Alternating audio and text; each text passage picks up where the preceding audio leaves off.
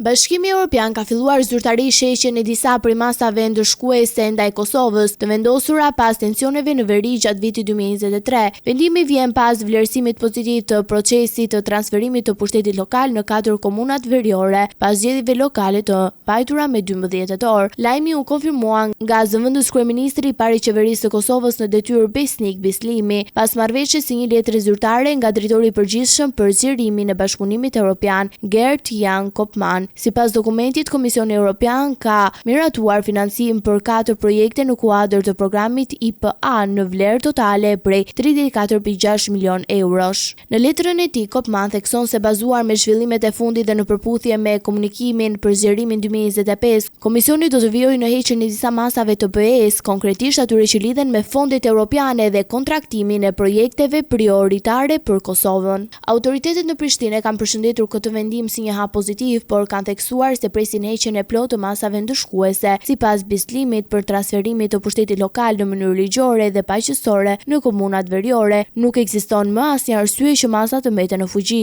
Megjithatë, mediat në Kosovë raportojnë se Bashkimi Evropian nuk pritet të heqë të gjitha masat brenda këtij viti. Komisioni Evropian ka kërkuar që Kosova të paraqesë edhe projekte për përdorimin e fondeve të para të antarësimit IPA në periudhën 2026-2027, të cilat do të duhet të miratohen nga Komisioni dhe të mbështeten nga shtetet anëtare të BE-s.